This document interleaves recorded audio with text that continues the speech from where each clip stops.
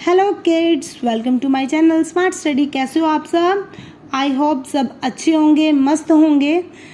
Okay kids, आज हम new chapter start करने जा रहे हैं क्लास 7 का, chapter number 10 respiration in organism. And कल हमने क्या किया था? Acids, basis and salts, chapter number 5 class 7 का।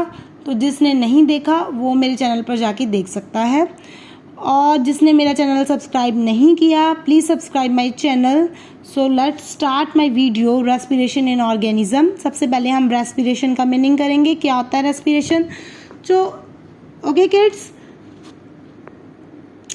हर एक ऑर्गेनिज्म, हर एक ह्यूमन बीइंग, कोई भी ऑर्गेनिज्म है उसको क्या चाहिए? कोई भी काम करने के लिए एनर्जी चाहिए। सबसे मेन क्या चाहिए? Every organism needs energy to carry out our daily processes. जो भी उसके प्रोसेसेस है लाइक डेली लाइफ के, जैसे eating, running, walking, even writing, reading, study में एंड इवन स्लीपिंग, सब में क्या है? उसे क्या चाहिए? एनर्जी चाहिए। ओके किड्स, तो एनर्जी जो है लिविंग ऑर्गेनिज्म को एनर्जी चाहिए। एनर्जी कहाँ से मिलेगी? जो हम फूड खाते हैं उससे मिलेगी। ओके, तो फूड जो हम खाते हैं उससे एनर्जी मिलेगी। कैसे मिलेगी?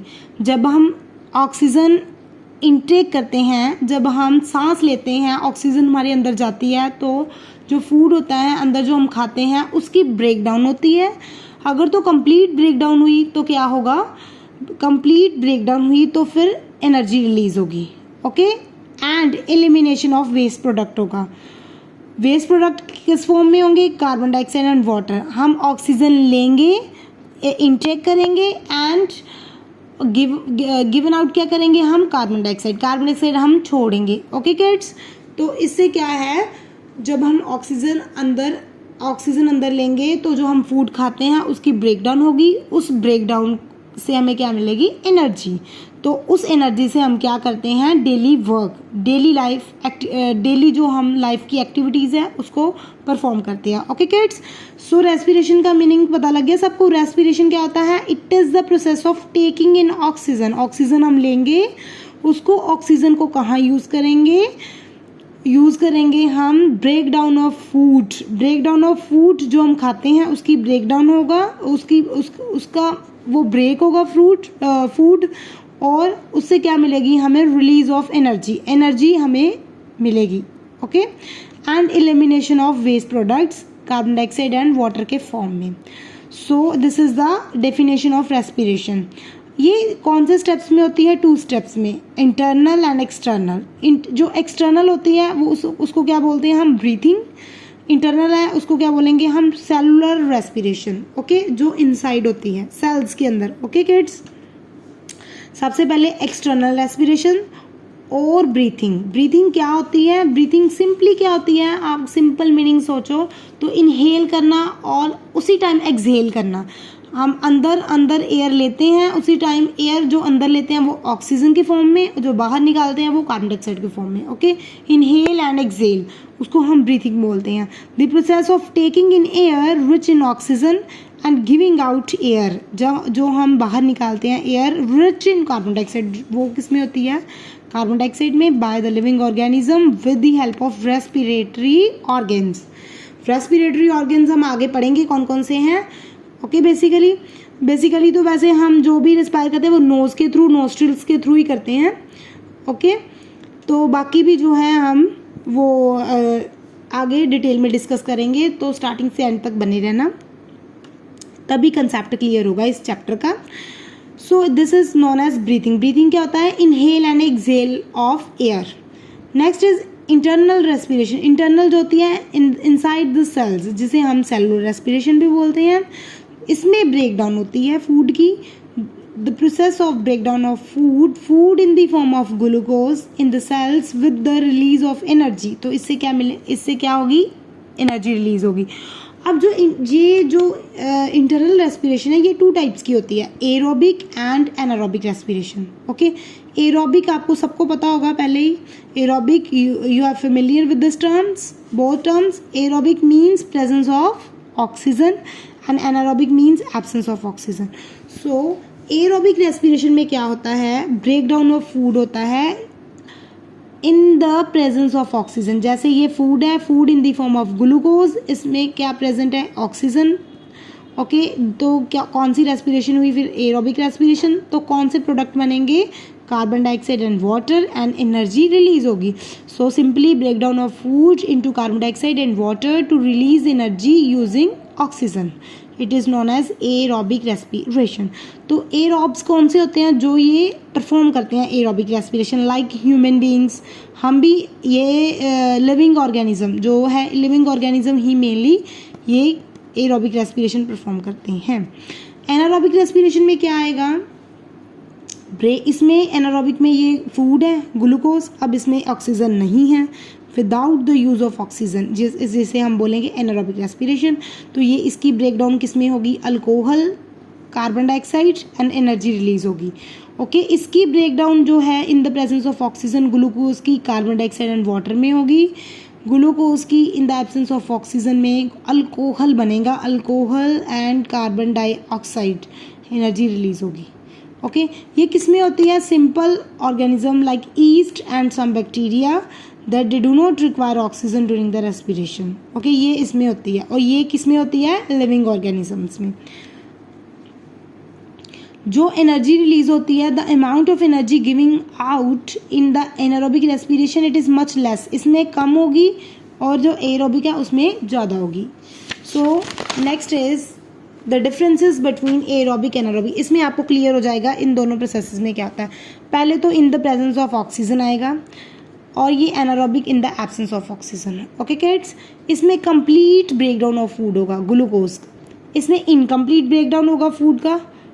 ओके, अब जो ब्रेक डाउन होगा फूड का, तो कौन से एंड प्रोडक्ट बनेंगे, इसमें कार्बन डाइऑक्साइड एंड वाटर बनेगा, इसमें कौन से बनेंगे, कार्बन डाइऑक्साइड एंड अल्कोहल. अब लार्ज अमाउंट ऑफ एनर्जी इसमें रिलीज होगी, और स्मॉल अमाउंट ऑफ एनर्जी इसमें रिलीज होगी. तो this is the difference between aerobic and anaerobic respiration. So next is anaerobic respiration in muscles. अब मसल्स में कौन सी रेस्पिरेशन होती है, मसल्स में ऑलवेज एनारोबिक रेस्पिरेशन होती है.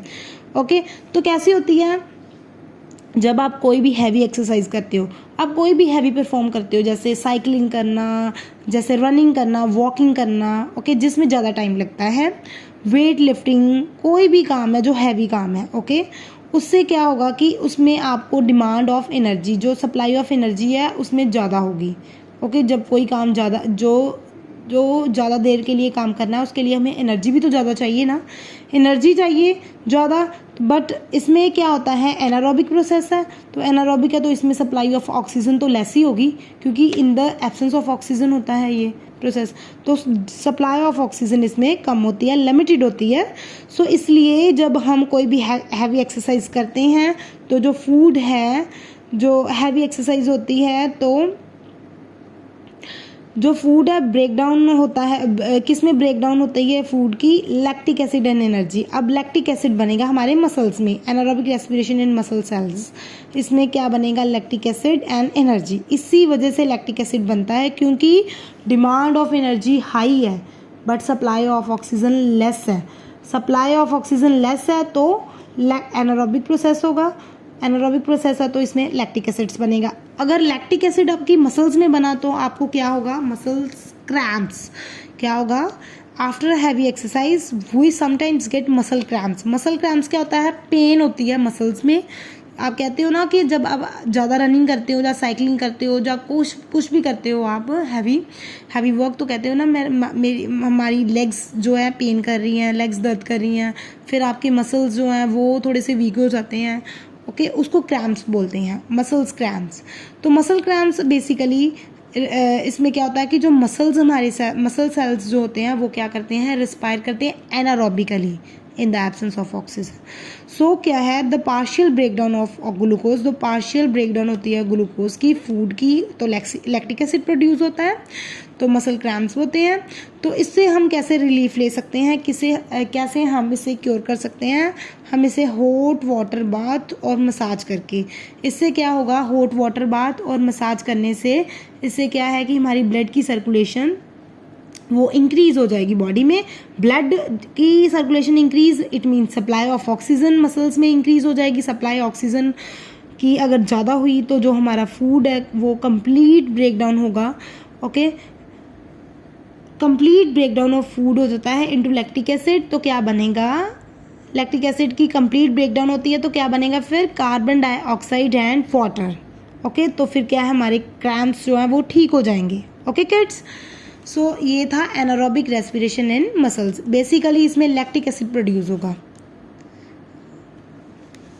Next is external respiration. External respiration जिसे हम ब्रीथिंग बोलते हैं, ये कैसे होती है, इसमें बेसिकली मैंने पहले भी बताया था, इनहेल और एक्सहेल करते हैं। Okay, taking in of air which in oxygen, इसे बोलते हैं inhalation, and giving out of air which in carbon dioxide, जो हम बाहर निकालते हैं वो कौन सी एयर होती है, कार्बन डाइऑक्साइड होती है आउटसाइड द बॉडी, उसे एक्सहेलेशन बोलते हैं।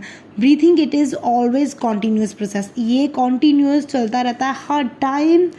ओके, हर time which all the time throughout the life of an organism. अगर ब्रीथिंग हमारी रुक गई तो हम सर्वाइव कैसे करेंगे। ओके, फिर तो डेड पर्सन ही हो जाता है जिसकी ब्रीथिंग रुक जाती है। ओके, तो breathing it is a continuous process, हमेशा चलने वाला प्रोसेस है, ये कभी रुकता नहीं है। Next is breathing rate. अब रेट क्या है, कितने टाइम की होती है ब्रीथिंग में एक तो इनहेलेशन होती है, 1 इनहेलेशन प्लस 1 एक्सहेलेशन, और the number of times a person breathe in a minute. 1 minute में जितना भी वो ब्रीथ करता है उसे हम क्या कहते हैं, breathing rate in 1 minute, 1 minute में। ओके, ऑन एन एवरेज जो अडल्ट ह्यूमन बीइंग है जब रेस्ट में होता है तो वो क्या करता है, ब्रीथ इन और आउट 15 to 18 टाइम्स करता है 1 मिनट में। और डूरिंग अ हैवी एक्सरसाइज जो ब्रीथिंग रेट है वो राइज हो जाता है 25 टाइम्स पर मिनट। ओके, तो सबसे स्लोएस्ट जो है वो जब हम स्लीपिंग करते हैं, जब हम सोते हैं तब होता है। ये मिनिमम एनर्जी तब रिक्वायर होती है, इसलिए तो इसका जो रेट भी है वो स्लो होगा, breathing rate at the time of sleeping. So next is how do we breathe. अब हम ब्रीथिंग कैसे करेंगे, ब्रीथिंग जो है उसका मैकेनिज्म क्या है, इसमें क्या है, हमारे ऑर्गन्स आएंगे रेस्पिरेटरी सिस्टम के, इसमें हम डिफरेंट ऑर्गन्स के साथ ब्रीथिंग करेंगे। ओके, तो ये सारे ऑर्गन्स जो हैं, nose, nostril, nasal cavity, trachea, lungs, bronchi, bronchioles and alveoli, ये सारे ऑर्गन्स मिलके क्या बनाते हैं, human respiratory system. So human respiratory consist of following organs. ये क्या है, ये सारे जो ऑर्गन्स हैं। तो सबसे पहले क्या है, ये क्या है, नोज़, इससे एयर अंदर जाएगी नोज़ में। तो जो नोज़ के बाहर जो 2 होल्स होते हैं, हमारे नोज़ के सबके 2 होल्स हैं, इसको हम नोस्ट्रिल्स बोलते हैं। यहाँ से एयर एंटर करेगी तो कहाँ पे जाएगी, नेज़ल कैविटी। बैक साइड पे क्या होता है, नेज़ल कैविटी, नेज़ल पैसेज और नेज़ल कैविटी होता है।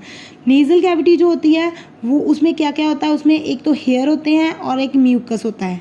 ओके, तो जो हेयर एंड म्यूकस है वो किस लिए होता है कि कोई भी जो फॉरेन पार्टिकल्स आ जाए, लाइक डस्ट, कुछ भी आ जाए, पोलन, कुछ भी आ जाए, तो वो क्या है, इसमें ट्रैप हो जाएंगे इजीली, म्यूकस में और हेयर में, तो हमें कोई भी नुकसान नहीं होगा। ओके, तो अगर वैसे सिंपली जब कुछ भी अपने हेयर में ट्रैप हो जाता है तो हमें स्नीजिंग आ जाती है। ओके, छींक आ जाती है, तो उससे क्या होता है कि वो फॉरेन पार्टिकल बाहर निकल जाता है, तो हमें कोई नुकसान नहीं होता। तो बेसिकली जो नेज़ल कैविटी है उसमें हेयर और म्यूकस इसीलिए बनाए हैं कि फॉरेन पार्टिकल कोई भी हमारे अंदर ना जा सके।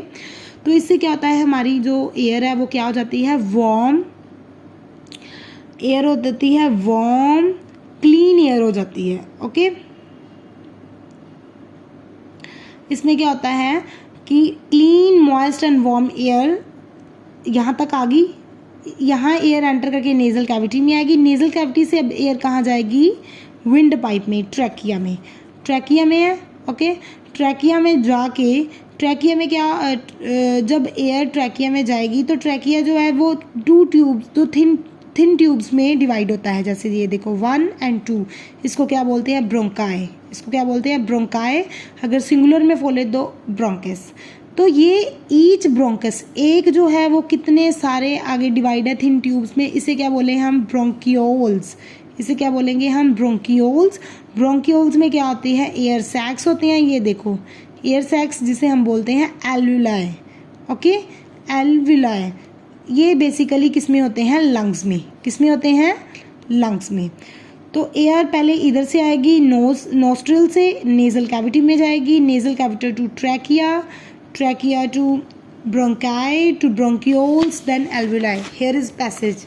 ओके, ये देखो, nose, nasal cavity, larynx, larynx तो इसमें ही आ जाता है, ट्रैकिया, फिर ब्रोंकाई, ब्रोंक्यूल्स, एल्वुलाई। ये तीनों पार्ट जो होते हैं वो किस में होते हैं, लंग्स में।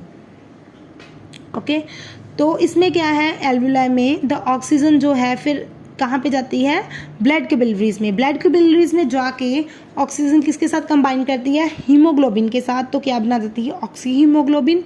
ऑक्सी हीमोग्लोबिन बन गई तो ऑक्सीजन आ गई, तो फिर ये it is carried to all the cells of the body. Okay, supply हो जाता है।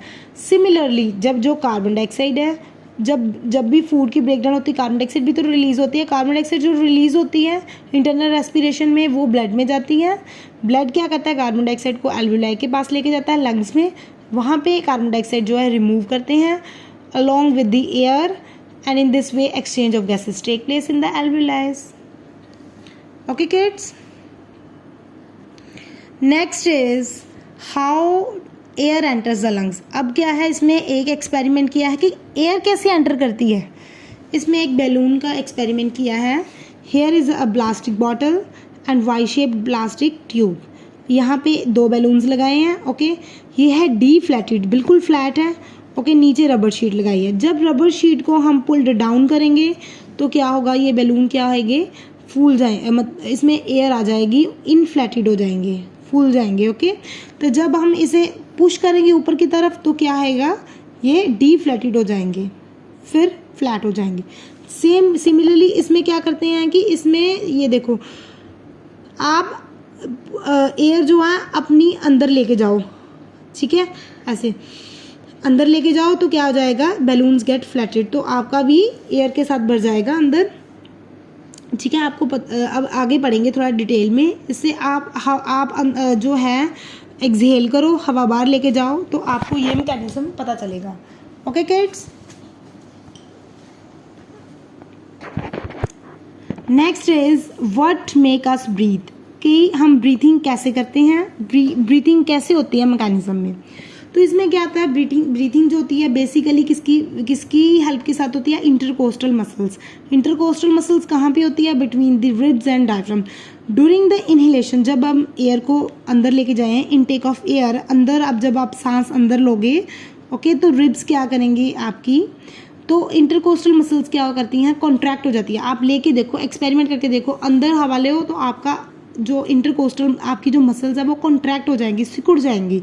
ओके, तो इसमें क्या होता है कि जो रिब्स है वो पुश्ड अपवर्ड और डाउनवर्ड आउटवर्ड हो जाती हैं, और डायफ्राम जो होता है वो कॉन्ट्रैक्ट हो जाता है एंड मूव्स डाउनवर्ड।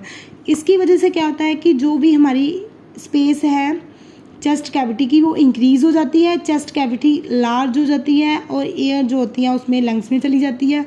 लंग्स जब एयर से भर जाता है तो एक्सपैंड हो जाता है, फूल जाता है। ओके, ड्यूरिंग एक्सहेलेशन, जब हम एयर बाहर निकालते हैं, ब्रीथ आउट करते हैं, तो इंटरकोस्टल मसल रिलैक्स होती हैं। ये आप सिंपली कर भी सकते हो, एक बार सांस अंदर लो, एक बार सांस बाहर लो, तो आपको पता चल जाएगा। सेम ही है ऐसे। देन इसमें क्या होता है कि जो रिब्स है वो डाउनवर्ड होगी और इनवर्ड होगी, डायफ्राम क्या होगा, रिलैक्स हो जाएगा और moves upward and to the original position. इससे क्या होता है कि जो स्पेस होती है चेस्ट कैविटी में वो डिक्रीज हो जाती है, चेस्ट कैविटी जो स्मॉल हो जाती है, एयर सारी बाहर निकल जाती है लंग्स से, तो लंग्स क्या हो जाते हैं, एम्प्टी हो जाते हैं और कॉन्ट्रैक्ट हो जाते हैं, सिकुड़ जाते हैं और खाली हो जाते हैं लंग्स। ओके, जब हम एक्सहेल करते हैं, बाहर निकालते हैं हवा, तो here is the difference between inhalation exhalation. Inhalation में क्या है कि हम एयर अंदर लेते हैं, तो इनटेक ऑफ एयर करते हैं, वो किस में रिच होती है, in the oxygen that flows into the lungs, इसमें रिच इन कार्बन डाइऑक्साइड होती है। एक्सहेलेशन में जो बाहर निकालते हैं हम लंग्स से, इसमें रिब्स जो होते हैं वो अपवर्ड और आउटवर्ड हो जाते हैं, इसमें रिब्स डाउनवर्ड और इनवर्ड हो जाते हैं। डायफ्राम इसमें क्या है, कॉन्ट्रैक्ट हो जाता है, और डाउनवर्ड जो ऊपर सारा पड़ा है वही इसमें डिफरेंस में आएगा। डायफ्राम क्या है, रिलैक्स एंड मूव्स अपवर्ड। वो जो चेस्ट कैविटी है इसमें इंक्रीज हो जाती है, क्यों, इसमें हवा चली जाती है तो वो चेस्ट कैविटी इंक्रीज हो जाती है, इसमें चेस्ट कैविटी डिक्रीज होती है, हवा बाहर निकल जाती है, एक्सहेल हो जाती है। इसमें लंग्स जो है एक्सपैंड हो जाते हैं, वॉल्यूम इंक्रीज हो जाता है। इसमें लंग जो है कॉन्ट्रैक्ट, हवा बाहर निकल जाती है तो लंग्स कॉन्ट्रैक्ट सिकुड़ जाते हैं और वॉल्यूम भी डिक्रीज हो जाता है उसका। एंड नेक्स्ट इज, इसमें है कि the amount of oxygen, carbon dioxide and the water vapours in inhaled and exhaled air. इसमें आपको परसेंटेज बताइए कि कौन गैसेस की कि कितनी कितनी हम इनहेल करते हैं, कितनी कितनी एक्सहेल करते हैं। इनहेल ऑक्सीजन हम कितनी करते हैं 21% एंड एक्सहेल कितनी करते हैं 16.4%।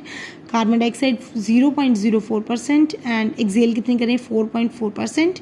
वाटर वेपर्स थोड़ी कम करते हैं, इसमें वाटर वेपर्स एक्सहेल में ज़्यादा होता है वाटर वेपर्स। ओके, एक्सहेल में आप करके देखो, आप मुंह से हवा निकालो, कोई भी शीशा लो, ओके, मिरर लो, उसके आगे करो तो कितने वाटर वेपर्स ऊपर आ जाएंगे उससे, मिरर के ऊपर क्लाउडी सा हो जाएगा वो। Okay, next is sneezing. Sneezing का मैंने अभी कंसेप्ट बताया था कि स्नीजिंग में क्या होता है कि स्नीजिंग क्यों आती है, आप शीखें क्यों लगाते हैं, क्योंकि जब भी कोई अनवांटेड पार्टिकल, कोई भी डस्ट हो गया, पोलन हो गया, स्मोक हो गया, कोई भी हमारे नोज़ के अंदर जाता है नोस्ट्रिल में, तो उसमें नेज़ल कैविटी होती है। ओके, उसमें क्या होता है, हमारे हेयर और जो हेयर होते हैं और म्यूकस होती है, उसमें जो अनवांटेड पार्टिकल्स होते हैं, डस्ट, वो उसमें ट्रैप हो जाते हैं, जिसकी वजह से वो अंदर नहीं जाते और हमें क्या आ जाती है, स्नीजिंग आ जाती है। ओके, उसकी तरफ जब वो उसमें हेयर में ट्रैप हो जाते हैं तो हमें क्या होती है, इरिटेशन होती है। इरिटेशन होती है तो उसकी वजह से हम बाहर निकालते हैं, वो अनवांटेड पार्टिकल बाहर निकल जाता है स्नीजिंग के through. Okay, next is difference between the combustion and respiration. इसमें क्या डिफरेंस है, combustion and which is very important. Combustion में क्या होता है, energy is release in a single step. इसमें सिंगल स्टेप में एनर्जी रिलीज होती है in the form of heat and light. इसमें एनर्जी रिलीज हो जाती है in the steps. Okay, and stored भी होती है in the form of ATP. ATP क्या होता है, एडिनोसिन ट्राइफॉस्फेट। ये एनर्जी रिच मॉलिक्यूल होता है which can be used whenever needed. Next is it occur at high temperature. Combustion always occur at high temperature. Respiration always occur at body temperature. It can occur anywhere. ये हर कहीं पे भी हो सकती है. It occur only in the living cells. Respiration कहाँ पे होती है, only in the living cells. It is a very fast process. It is a slow process. Next is the difference between, जिसमें इस चैप्टर के जो भी डिफरेंसेस कराए हैं सारे ही इंपॉर्टेंट है क्वेश्चन पॉइंट ऑफ व्यू में, एग्जाम में। ब्रीथिंग एंड आपको वन मार्क्स में भी आ सकते हैं, लॉन्ग में भी आ सकते हैं, शॉर्ट में भी आ सकते हैं, and in the form of fill-ups भी आ सकते हैं। ब्रीथिंग एंड सेलुलर रेस्पिरेशन, इसमें क्या है, ब्रीथिंग में क्या होता है, इट इज़ फिजिकल प्रोसेस। ये क्या है, it is a biochemical process. इसमें आप 2 पॉइंट्स बना सकते हो, ये सिंगल पॉइंट फिजिकल प्रोसेस है, ये बायोकेमिकल प्रोसेस है। इसमें क्या होता है, एक्सचेंज ऑफ गैसेज होती हैं। इसमें क्या होता है, इसमें ब्रेक डाउन ऑफ फूड होता है। ओके, इसमें कोई भी केमिकल रिएक्शन नहीं होती। एनर्जी इसमें रिलीज नहीं होती, इसमें रिलीज होती है क्योंकि इसमें ब्रेक डाउन होती है फूड की। ओके किड्स, सेलुलर रेस्पिरेशन जो इंटरनल रेस्पिरेशन होती है, इसमें ब्रेक डाउन होती है फूड की। It occurs outside the cells. Breathing हमेशा आउटसाइड होती है, ये इनसाइड होता है। इसमें एंजाइम्स आर नॉट इन्वॉल्व, इसमें एंजाइम्स इन्वॉल्व होते हैं सर्टेन स्टेजेस ऑफ रेस्पिरेशन में। Next is respiration in other animals. अब एनिमल्स में रेस्पिरेशन जो है वो कैसे होती है, कौन कौन से ऑर्गन्स इन्वॉल्व होते हैं, मेनली हमने यही करना है इसमें। Like in lower organism, respiration in lower organisms, like in the unicellular organism, जैसे लाइक अमीबा एंड पैरामीशियम। उसमें क्या होता है कि जो एक्सचेंज ऑफ गैसेस होती है वो डिफ्यूजन एक प्रोसेस होता है, उसके थ्रू होती है, through the cell membrane. Next is respiration in insects like grasshopper and cockroaches. इसमें क्या होता है कि उसमें उनमें क्या होता है, ये एक नेटवर्क होता है एयर ट्यूब्स का, जिसे हम क्या बोलते हैं, ट्रैकिया। इसके थ्रू ही होती है इसमें exchange of gases. Trachea spreads into the whole body of the insect. तो ये जो एयर ट्यूब्स होते हैं इनमें ओपनिंग्स होती हैं जिसे हम स्पार्कल्स बोलते हैं, लाइक दिस। ये ओपनिंग्स हैं, इसमें स्पार्कल्स होती हैं ऑन द साइड्स में, ये साइड्स, ओके, साइड्स में होती है। एंड ऑक्सीजन रिच जो एयर है वो एंटर करती है body through spiracles and the air now goes to trachea, diffuses into the body tissue and reaches every cell of the body. उसमें क्या होता है कि ऑक्सीजन जो होती है वो हम यूज़ करते हैं in the break down of food to produce energy and carbon dioxide. and the carbon dioxide from the cells goes into tracheal tube and moves out the body through spiracles. So basically spiracles and trachea two parts है इसमें in insects में. Next is respiration in earthworm. Earthworm में कैसे होती है? Earthworm always respire करते हैं through the skin. Exchange of gases होती है इनकी थिन एंड मॉइस्ट स्किन के through. Respiration in frogs. Frogs जो होते हैं ये दोनों ही लैंड और वाटर में रहते हैं. लैंड में इनकी एक्सचेंज ऑफ गैसेज कैसे होती है? रेस्पिरेशन कैसे करते हैं? Through the lungs. Okay. And water में कैसे करते हैं? स्किन के थ्रू, मॉइस्ट स्किन के through. Next is respiration in fishes. Fishes में आप सबको पता है किसके थ्रू होती है ब्रीथिंग? गिल्स के थ्रू. गिल्स जो होती है found on the both the sides of the head. ये फिश है. Okay. Takes in water through the mouth. ये है gills and water comes out from the flap region. ये इसकी पिक्चर बनी हुई है. ओके. सो इसमें क्या है बेसिकली जो गिल्स हैं वो क्या होते हैं? Gills are well supplied with blood vessels. Gills आप देख सकते हो रेड कलर के ब्लड वेसल्स में होते हैं. इसमें ब्लड वेसल्स होती हैं. द ब्लड वेसल्स गिल्स की एक्सट्रैक्ट करती हैं डिजॉल्व्ड ऑक्सीजन को. ओके. तो ऑक्सीजन को एक्सट्रैक्ट करके तो क्या करती हैं? वो सेंड करती है all the parts of the body and carbon dioxide को वो it is brought back by the blood. ठीक है. ये ब्लड में भेज देती हैं, सेंड कर देती हैं into the gills for expelling into the surrounding water. तो वो क्या है? सराउंडिंग वाटर की में एक्सपेल हो जाती है. Okay kids. Next is respiration in plants. Basically आपने इनके क्या करने हैं? Respiratory organs. आपको पता चल गया अब इसमें लोअर ऑर्गेनिज्म में डिफ्यूजन के थ्रू, सेल मेम्ब्रेन के थ्रू होती है, डिफ्यूजन प्रोसेस के थ्रू. इंसेक्ट्स में ट्रैकिया और स्पाइरकल्स हैं. अर्थवॉर्म में स्किन है. रेस्पिरेशन इन फ्रॉग्स में क्या है? लंग्स और स्किन बोथ, क्योंकि ये दोनों लैंड और वाटर दोनों में रहते हैं. नेक्स्ट इसमें फिशेस में क्या है? Gills. Next is respiration in plants. Plants में क्या होता है? प्लांट्स में कौन कौन से हैं? First is leaves. लीव्स में रेस्पिरेशन कैसे होती है?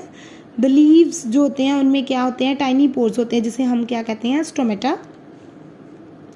ये क्लोज्ड है और ये ओपन है. ये देखो ओपन है, ये क्लोज है. ये है गार्ड सेल्स हैं. ओके. तो इसमें स्टोमेटा के थ्रू होगी लीव्स में for the exchange of gases, carbon dioxide and oxygen की. आगे है रूट्स में. रूट्स में क्या होते हैं? रूट हेयर्स होते हैं. उसके थ्रू होगी, रूट हेयर्स के थ्रू. जो ऑक्सीजन है diffuses into the root hair which is all the cells of the body of roots and इसे हम रेस्पिरेशन में यूज़ करते हैं. जो कार्बन डाइऑक्साइड है वो जो प्रोड्यूस होती है through the during the respiration, it goes out through the root hair by the process of diffusion. ये है root hairs. root absorb air from the soil. root hair ये है, roots ये. Okay. Next is woody stems. woody stem में किसके through होती है? lenticels के through. the stems of herbs have stomata for exchange of gases, oxygen and carbon dioxide. hard and woody stem of big plants and trees have lenticels for the exchange of woody stem में lenticels होते हैं. okay, lenticel क्या होती है? it is a tiny opening on the bark where the cells are loosely packed होते हैं और intercellular spaces होती हैं दोनों के बीच में. वहाँ पे जो है exchange of gases होती हैं. ओके. आपको पता चल गया. प्लांट्स में लीव्स में किस में होती है? स्टोमेटा के थ्रू. रूट्स में रूट हेयर के थ्रू. वुडी स्टेम में लेंटिसेल्स के थ्रू. Okay kids. और एक इम्पॉर्टेंट पॉइंट है, in plants both photosynthesis and respirations occur during the day. Okay. Plants जो होते हैं वो take in both carbon dioxide and oxygen during the day, but night time में क्या होता है कि नाइट टाइम में फोटोसिंथेसिस नहीं होती, only respiration take place. So this is all about the chapter respiration. अगर आपको ये वीडियो पसंद आई प्लीज़ मैक्सिमम शेयरिंग कर दो एंड लाइक कर दो, सब्सक्राइब कर दो. ओके. Thank you.